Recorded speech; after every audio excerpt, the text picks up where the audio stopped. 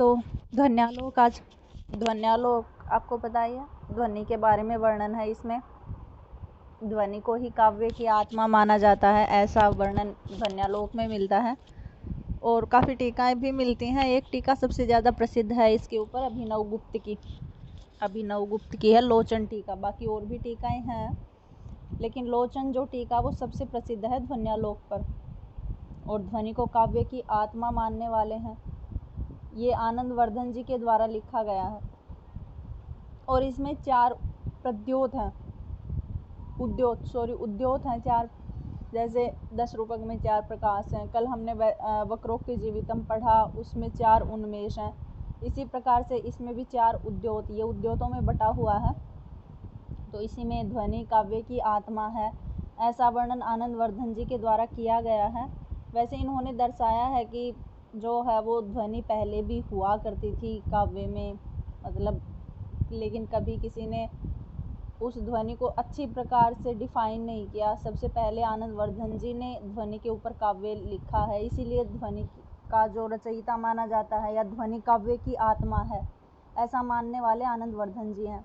और ध्वनि का काफ़ी विरोध भी हुआ है, और इसीलिए कहते हैं ना, किसी चीज़ का जब विरोध होता है ना, वही चीज़ सबसे ऊपर चली जाती है। जब उस चीज़ का विरोध होना बंद हो जाता है तो वो नीचे ही रह जाती है। इसलिए सबसे जो प्रमुख संप्रदाय माना जाता है, हमारे 6 संप्रदाय माने जाते हैं। रस संप्रदाय है, अलंकार, रीति, वक्रोक्ति, ध्वनि और औचित्य संप्रदाय है। तो उसमें अगर सबसे उच्चतम माना जाता है कोई तो वो है ध्वनि संप्रदाय। तो ध्वनि संप्रदाय के स्थापक माने जाते हैं आनंद वर्धन। और ध्वनि संप्रदाय के पुनः स्थापक अर्थात प्रतिष्ठापक आचार्य माने जाते हैं मम्मट, क्योंकि मम्मट ने अपनी युक्तियों से ध्वनि के विरोधों का खंडन करके उसके बाद पुनः ध्वनि की स्थापना की है, इसलिए पुनः प्रतिष्ठापक आचार्य माने जाते हैं मम्मट। और वैसे तो आनंद वर्धन है ही ध्वनि के। तो हमें पहला उद्योत पढ़ना है, हमारे प्रथम उद्योत लगा हुआ है। तो प्रथम उद्योत लगा हुआ उसमें क्या है, उसमें पहले तो मंगलाचरण ही आ जाता है कि इसमें मंगलाचरण है। और सबसे पहले कोई भी ग्रंथ होता है उसका सबसे पहले मंगलाचरण ही होता है। तो यहाँ जो मंगलाचरण है वो आशीर्वादात्मक मंगलाचरण है, मतलब भगवान विष्णु से आशीर्वाद लिया गया है। विष्णु के भी नृसिंह अवतार, अर्थात जिस अवतार में इन्होंने हिरण्यकश्यपु को मारा था, उस अवतार को मान करके यहाँ भगवान विष्णु का आशीर्वाद लिया गया है। तो वहीं आशीर्वादात्मक मंगलाचरण हो जाता है। और वीर रस की प्रधानता है इसमें। एक बार पूछा गया था कि यहाँ जो मंगलाचरण दिया गया है उसमें कौन सी प्रधानता है, कौन से रस की प्रधानता, तो वीर रस की प्रधानता है, क्योंकि नृसिंह अवतारी उस भगवान विष्णु के जो नख इत्यादि हैं वो हमारी रक्षा करें, इस प्रकार से कुछ मंगलाचरण है इसका। तो वीर रस मंगलाचरण और आशीर्वादात्मक मंगलाचरण हो जाता है। उसके बाद इसमें क्या दर्शाया गया है, उसके बाद इसमें ध्वनि के विरोधी मत, क्योंकि कोई भी ग्रंथ लिखा जाता है वो ऐसा हो ही नहीं सकता कि उसके ऊपर कोई विरोध ना चले। हर ग्रंथ ऐसा होता है जिसके ऊपर कोई ना कोई खंडन मंडन तो चलता ही है, तभी ग्रंथ की आगे प्रस्तुति भी होती है और तभी ग्रंथ आगे बढ़ता भी है। तो ध्वन्यालोक के भी खंडन मंडन वाले कुछ मनुष्य हैं। सबसे पहले एक मत अभाववादी मत आता है, एक लक्षणवादी मत, लक्षण यानी भाक्तवादी मत कहते हैं एक को, और एक मत है अनिर्वचनीयतावादी। तो अभाववादी जो मत है उनका क्या मानना है, वो कहते हैं कि काव्य में काव्य रस की जगह रस हैं, रीति की जगह रीतियाँ भी हैं, गुणों की जगह गुण भी हैं, शब्द हैं, अर्थ हैं, अलंकार हैं, शब्दालंकार, हर चीज़ काव्य में मतलब व्यक्त है। तो ध्वनि की कोई आवश्यकता नहीं है, अर्थात ध्वनि नाम का कोई तत्व होता ही नहीं है। तो काव्य में ध्वनि का बिल्कुल पूर्ण रूप से अभाव है। कुछ लोग ऐसा मानते हैं, इसलिए उनको अभाववादी मत कहा जाता है। और कुछ लोग भाक्तवादी मत को मानते हैं। भाक्त का मतलब होता है लक्षणीयतावादी मत को या लक्षणावादी मत को। इनका मानना है कि ध्वनि काव्य की आत्मा नहीं है, हम काव्य में ध्वनि को मान लेते हैं। लेकिन आनंद वर्धन का तो कहना है कि काव्य की आत्मा ही ध्वनि है। ऐसा नहीं है, काव्य की आत्मा ध्वनि नहीं है। हम ध्वनि को लक्षणता के अर्थात जो लक्षणा होती है उसके अंतर्गत रख लेते हैं। जैसे हमें काव्य में जो शब्द अर्थ होते हैं उनकी लक्षणा से प्रतीति करते हैं, वैसे ही ध्वनि होती है, मतलब ध्वनि को वो लक्षणा के अंतर्गत ही, शब्द की 3 शक्तियाँ होती हैं, एक वाच्यार्थ होती है, एक लक्ष्यार्थ लक्षणावादी होती है और एक व्यंग्यार्थ से व्यंजना शक्ति होती है। तो व्यंजना को तो ध्वनि कहते ही हैं, सीधी सीधी बात, ये व्यंग्य को ही ध्वनि बोल रहे हैं। लेकिन कुछ का मत ऐसा है कि जो शब्द की 3 शक्तियाँ होती हैं उसमें जो लक्षणा शक्ति होती है, हम ध्वनि को उसी के अंतर्गत रख लेते हैं। ध्वनि कोई अलग तत्व नहीं है, न ही ध्वनि किसी काव्य की आत्मा है। हम ध्वनि को केवल और केवल लक्षणा के समान ही मानते हैं, अर्थात लक्षणा के अंतर्गत ही रखते हैं। तो ऐसा मानने वालों का जो मत है वो लक्षणावादी मत माना जाता है, और उसी मत को भाक्तवादी मत के नाम से भी जाना जाता है। तो दूसरा मत हो जाता है भाक्तवादी मत।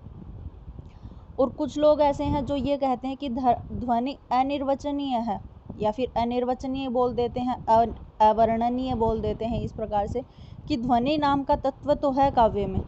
आनंदवर्धन जो कह रहे हैं कि काव्य की आत्मा ध्वनि है, तो आत्मा तो नहीं है ध्वनि, लेकिन हाँ, काव्य के अंदर ध्वनि नाम का तत्व तो विद्यमान है, लेकिन उस ध्वनि को हम डिफाइन नहीं कर सकते हैं, उस ध्वनि को हम बता नहीं सकते हैं। निर्वचन का मतलब होता है कह देना किसी बात को, और अनिर्वचन का मतलब होता है किसी बात को न कह पाना। तो ध्वनि एक ऐसा तत्व है जिसको हम कह नहीं सकते हैं, जिसको हम विस्तार से उसके बारे में कुछ बता नहीं सकते हैं। तो ध्वनि को इस प्रकार से मानने वाले कुछ लोग हैं, तो उनका जो मत है वो अनिर्वचनीयवाद के नाम से जाना जाता है। अनिर्वचनीयवाद या अवर्णनीय मतलब जिसका वर्णन नहीं किया जा सकता। तो इस प्रकार से ध्वनि के शुरू में 3 विरोधी मत हैं। अभाववादी मत हो जाएगा, भाक्तवादी मत हो जाएगा, और उसके बाद अनिर्वचनीयतावादी मत हो जाएगा।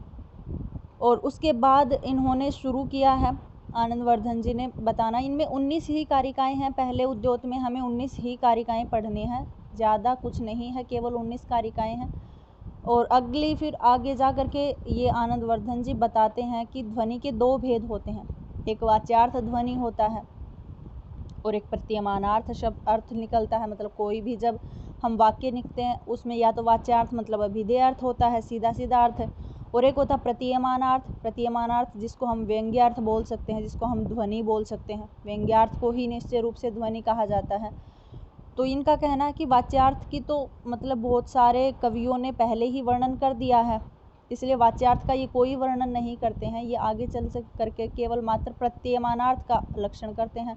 फिर आगे चल करके प्रतीयमानार्थ के 3 भेद करते हैं, एक अलंकार करते हैं, एक वस्तु करते हैं, एक रस ध्वनि करते हैं। और इसमें सबसे ज़्यादा बताते हैं कि वस्तु और अलंकार में भी ध्वनि रहती है। यहाँ ध्वनि का जो मतलब है, प्रतीयमानार्थ का जो मतलब है, वो व्यंग्यार्थ से लिया गया है कि वस्तु में और अलंकार में दोनों में व्यंग्यार्थ रहता है। अगर सबसे ज़्यादा व्यंग्यार्थ पाया जाता है वो मिलता है रसों में।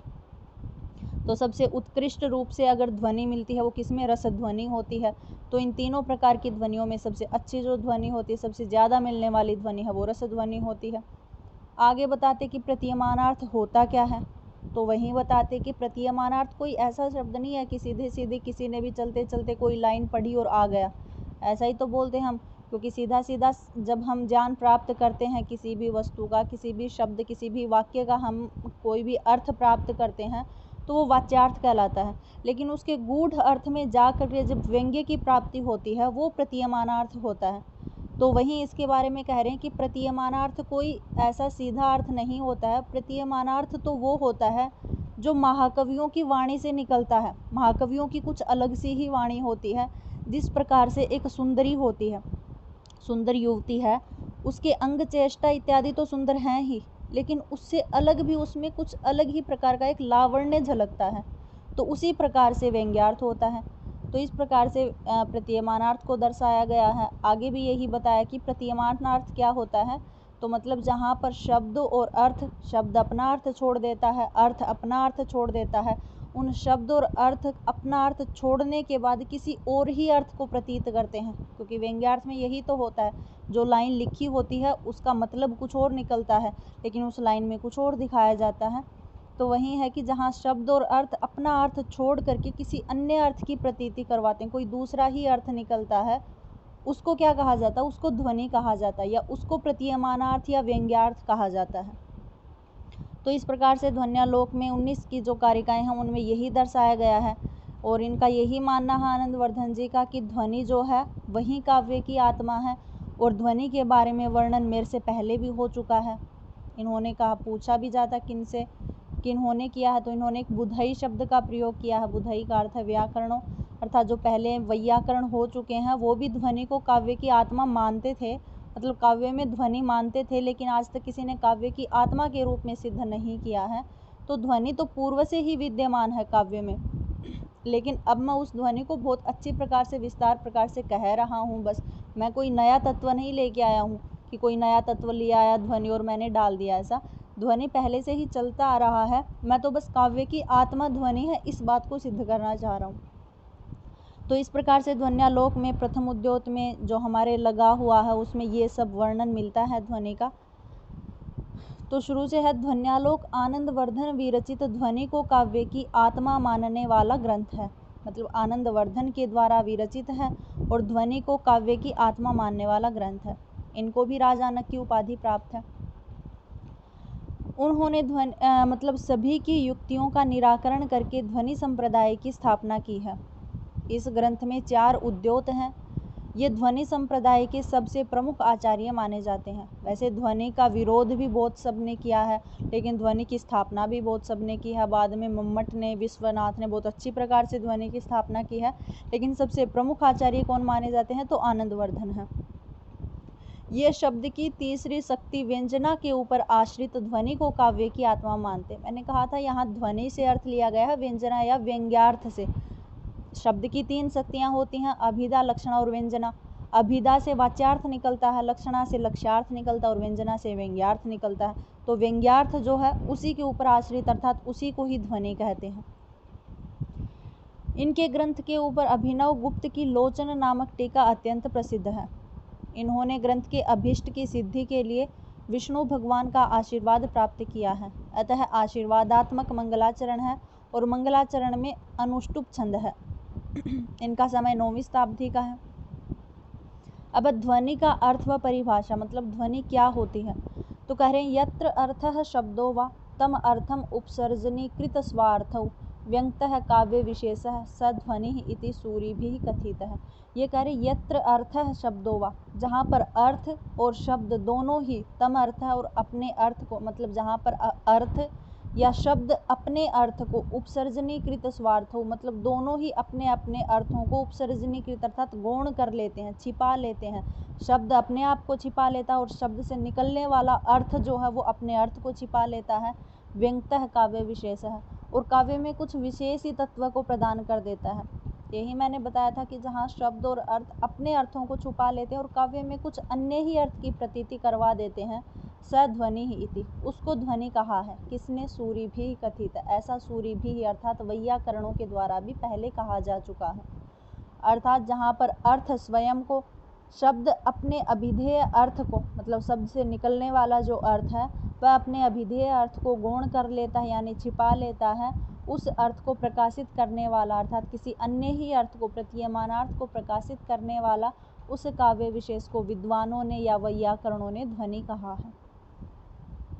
आई कह रहे ध्वनि होता क्या है? मतलब प्रतीयमान, जो आप बता रहे हो कि शब्द अपने आप को और अर्थ अपने, शब्द अपने अभिधेय अर्थ दोनों को छुपा करके कुछ अन्य ही प्रतीयमानार्थ अर्थ की उत्पत्ति करता है, तो वो प्रतीयमानार्थ होता क्या है?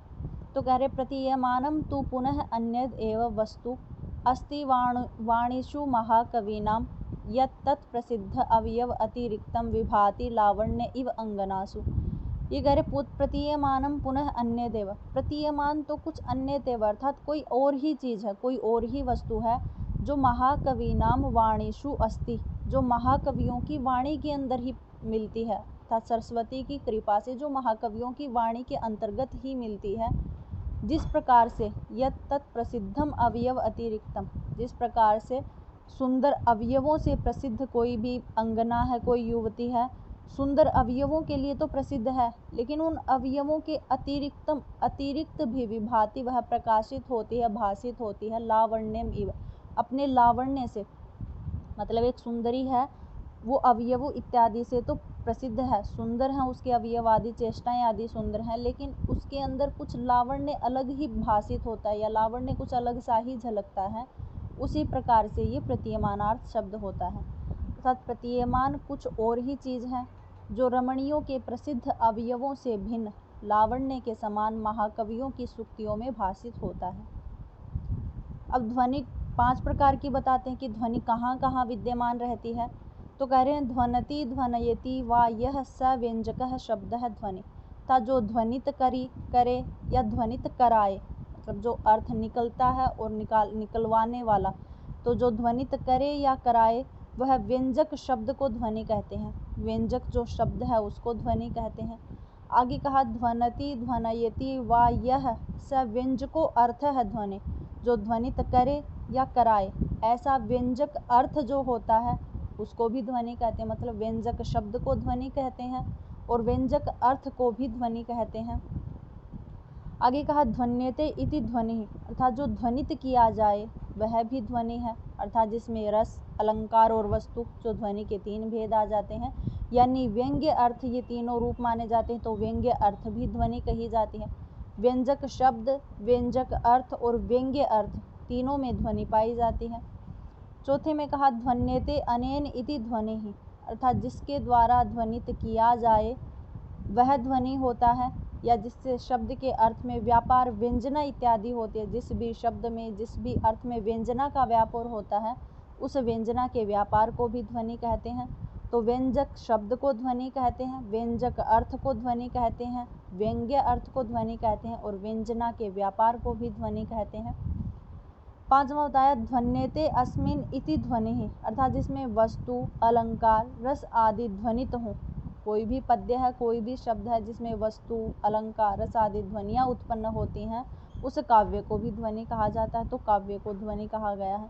तो इस प्रकार से 5 प्रकार से इस प्रकार ध्वनि का जो प्रयोग होता है, यानी व्यंग्य का जो प्रयोग होता है, वो 5 भिन्न भिन्न तरीके से होता है, परंतु परस्पर आपस में सब जगह से संबंधित है। पहला, व्यंजक शब्द में ध्वनि होती है, व्यंजक अर्थ में ध्वनि होती है, व्यंग्य अर्थ में ध्वनि होती है, व्यंजना व्यापार में ध्वनि होती है, और आगे है व्यंग्य प्रधान काव्य में भी ध्वनि कही जाती है।